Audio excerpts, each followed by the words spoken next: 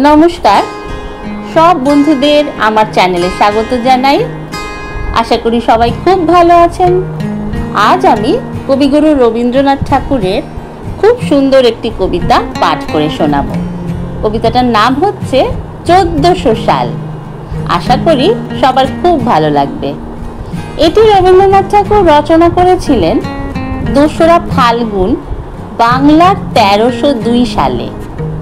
কবিতাটির বিষয়বস্তু হলো 100 বছর আগে রবীন্দ্রনাথ ঠাকুর বসন্ত ঋতুর যে রূপ রস গন্ধ উপভোগ করেছিলেন, 100 বছর পরেও কি সেই একইভাবে বসন্তের রূপ রস এবং গন্ধ কবিদের মনে এবং সকল মানুষের মনে আবেদন জাগাবে, সেই নিয়েই এই কবিতাটি রচনা করেছিলেন। 1400 সাল। আজি হতে 100 বর্ষ পরে কে তুমি পড়িছ বসি আমার কবিতা খানি কৌতূহল ভরে। আজি হতে 100 বর্ষ পরে, আজি নব বসন্তের প্রভাতের আনন্দের লেশ মাত্র ভাগ। আজিকার কোনো ফুল বিহঙ্গের কোনো গান, আজিকার কোনো রক্তরাগ অনুরাগে সিক্ত করি পারিব কি পাঠাইতে তোমাদের করে।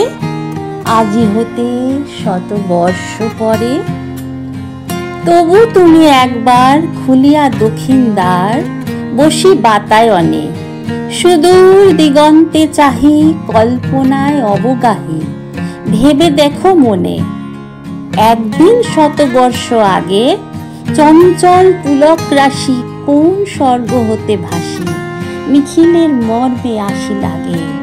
নবীন ফাল্গুন দিন সকল বন্ধনহীন উন্মত্ত অধীর, উড়ায়ে চঞ্চল পাখা পুষ্পরেণু গন্ধ মাখা দক্ষিণ সমীর।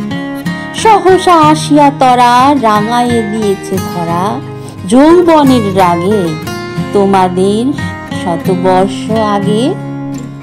সেদিন উতলা প্রাণে হৃদয় মগন গানে কবি এক জাগে কত কথা পুষ্প প্রায় বিকশি তুলিতে চায় কত অনুরাগে একদিন 100 বর্ষ আগে।